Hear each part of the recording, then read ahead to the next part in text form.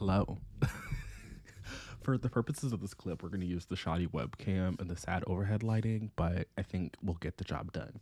So I finished Yellowface by R.F. Kuang. I did have the audiobook out from Hoopla, so check out that there.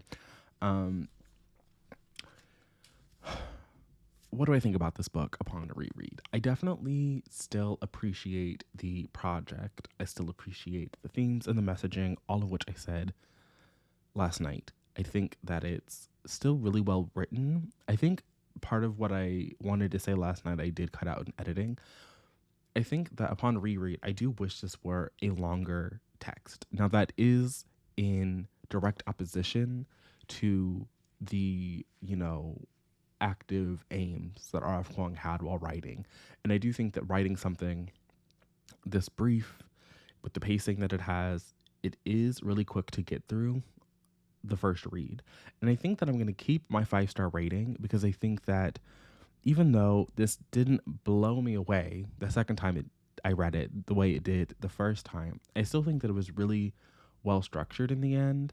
And that by the time that I had finished the book, I feel like I noticed things that I didn't notice the first time around. There were elements to the story that I felt were present or were handled in a way that you just kind of miss when you're tearing through something because you're just addicted to reading about this woman and her inner monologue that is so completely unhinged and not detached from reality, but so focused on shaping the reality, which again is a running theme in R.F. Kuang's work.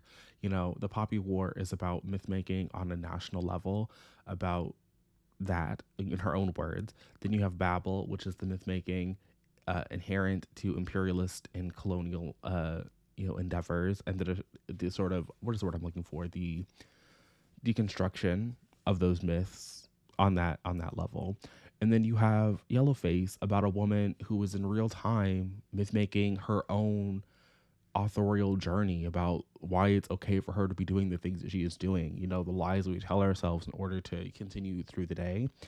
I don't know. I feel like the first time I read this book, my favorite part of the book was just being in June's mind and seeing the warp, like the way that she was willing to distort reality, to twist and bend it and, shape the truth in her favor, which I always think is fascinating just in general in any kind of story.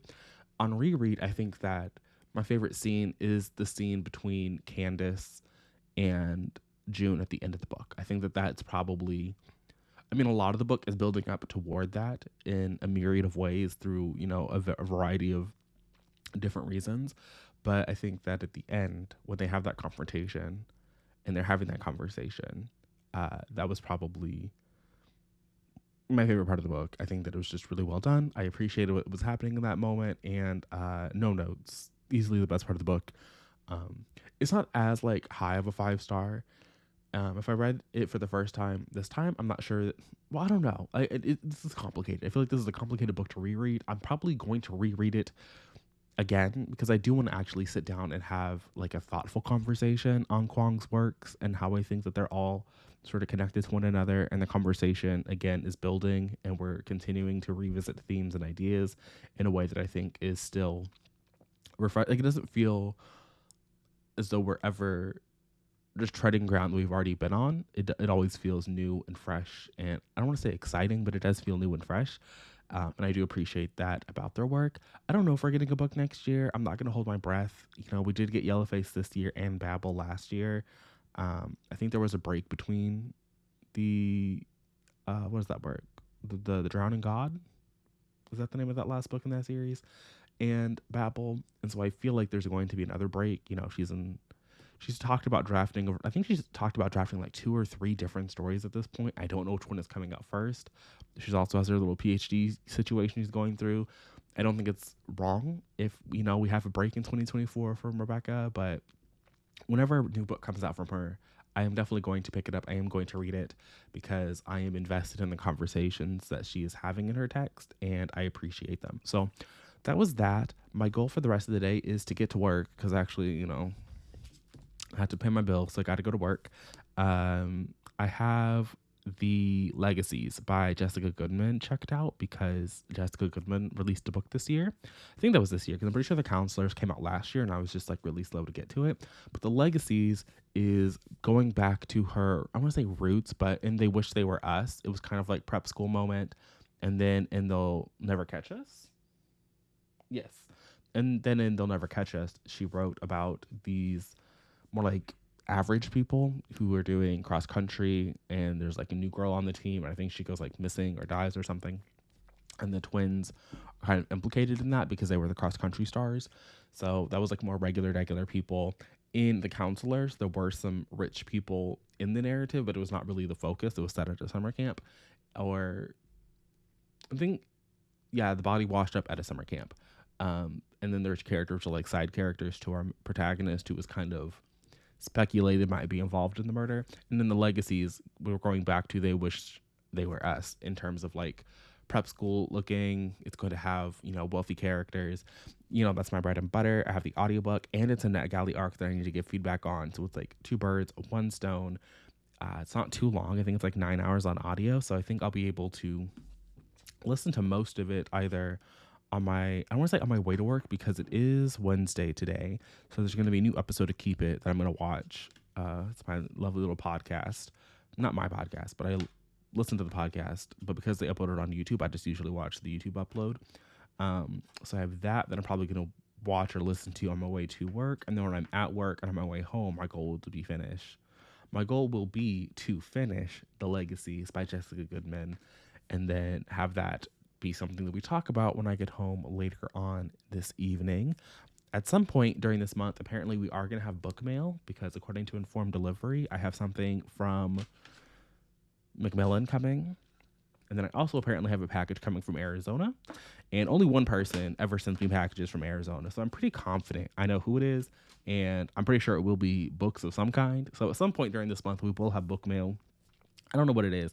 In theory, I should know what the Macmillan stuff is because I know what I've asked for from Macmillan, in terms of like when they've sent me emails and been like, hey, here's our little survey thing. At this point, I really don't email publishers asking for individual books.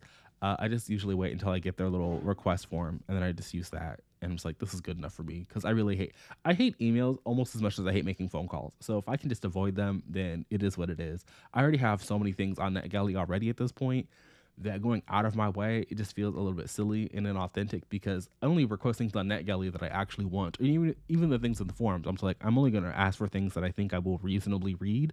And as you can tell, I still have 2 pages of unread NetGalley arcs that I am still working my way through. So I really don't need to be going out of my way to ask for other things. So we have that book mail coming. We have my game plan for the rest of the day. And I need to finish getting ready for work. So I'm going to go. I will check in when I am home. Hopefully you're having a good Wednesday. Hopefully your week is off to a better start. I feel like my Sunday was a bit rocky because I actually had to go to work and I was not a fan of what I was doing at work. And then on Monday I was annoyed because I had to go to work and then I was at work longer than I was anticipating because it just was taking longer for me to get things done that I would have appreciated. But then yesterday was nice. I had it off. And while it was a little hectic getting the video out on time, it all worked out in the end. I still don't know what I'm going to put out for tomorrow. Tomorrow we might finally do that little book recommendation video that I've been putting off because I'm going to be at work too late for me to get it up before. So I'm going to do that tonight as well. So that's the other thing on the agenda. I need to add to the agenda, filming a video for tomorrow. But I'm going to go. I'll check in with you guys tomorrow. I'm not going to check in tomorrow. I'll check with you guys later. So stay safe out there. What is up, everybody? It is me. I am back. And I think I'm actually going to wrap things up here. But I'm here to wrap things up. Oh, did I return it? I think I returned it. I did. Anyway, I listened to The Legacies by Jessica Goodman today while I was at work. And let me tell you, I'm going to give it 5 stars. I was entertained by this book. I think that Jessica Goodman, for me, is what Karen and McManus is for like everybody else. Or like Holly Jackson, these like big tent staple authors who are out here putting out new mysteries once a year. And for me, this is the one that clicks. I haven't read Holly Jackson, so this isn't like me throwing them under the bus. and Karen and I do not get along. We do not see eye to eye. So I guess this is me throwing Karen under the bus. But Jessica Goodman to me is just the quintessential. She does what needs to be done every time.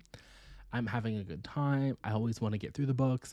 The books at the end don't feel like we are just playing in my face. We're not being foolish. So here we are following three characters. We have Bernie, we have Isabel, and we have Victoria. Victoria is our scholarship student because if you are set at an elite institution, somebody's going to be there on a scholarship. It's just the rules of the game. But Bernie and Isabella, they are longtime friends. They grew up together. They're besties. They've had some kind of conflict between them. But all three of these women are brought together because of the Legacy Club, which is an institution for the purposes of this book. It helps you get ahead in life. It's, funded by the wealthy people at their school because, again, they go to an elite New York institution. They're the children of important people in New York City, of wealthy people. If important might be a stretch, but they're the children of wealthy people in the city. And so we are seeing them as they are inducted into the club, the things that they are doing to get there, and also kind of mystery that's surrounding it, because we know that somebody dies at the night where you're inducted. So it's playing with time in that way, where we're flashing forward to the night of the ball where this person is dead. Who was dead? We don't know. That's kind of a mystery for a little bit. And then once we know who's not dead, we kind of see the motivations that maybe would lead somebody to murder them. There's also a secondary mystery in that Bernie's mother is absent. She just disappears at the beginning of the book. And so she's like, where's my mom? Because my mom would be here for all of this. This has been very important to her. And we get to see that the parents of this world are also kind of complex and not who their children think they are. They never take like center stage. They never get to be, fully brought out into the light and become like really well-rounded individuals in their own right. But I felt that they were instrumental to the plot in terms of like both why what happens, and also the just being present as parents, kind of. At least for the short amount of time. At least for the short amount of time that we get to see them in this book. So for me, this was a win. Like I said, I'm going to give it 5 out of 5 stars. Maybe objectively speaking, it's like a 4-star read. But I think that if you are in the market for a young adult mystery moment that isn't necessarily a thriller, I don't think that Jessica Goodman writes thrillers. She writes kind of mysteries, kind of like suspensey moments. But it's just like we're really focusing in on a group of characters and this tragic event and them kind of trying to do some sleuthing. I don't really feel like Bernie ever really goes like full sleuth trying to find her mother or get to the bottom of things. Most of the investigating that we see is like the police at the scene where there's a dead body and then trying to get to the bottom of that. And so it works. Like the police don't really solve things in reality, but in books, I'm here for it. So I finished that while I was at work, and I wasn't time for me to leave yet. I still had some things to do, and so I started scrolling through some other things that I had already downloaded, and I decided to start listening to The One by Julia Argy. This is a story that kind of just plops you down in the center of what is happening already, and we're just kind of rolling with the punches. This is set at a reality dating competition. It's very obviously styled on The Bachelor, but the character we're following, this wasn't like an ambition of hers. She's kind of got scouted to be on the show as like a last minute contestant. And so she's just like, why not? She had just been recently let go from her job as an administrative assistant at a biotech firm. And so she was between jobs and she was like, why not? I'll do it. And so we're seeing her just going through the competition, of this Bachelor-esque show. She did not grow up watching The Bachelor. She doesn't really understand like what all she is, in for.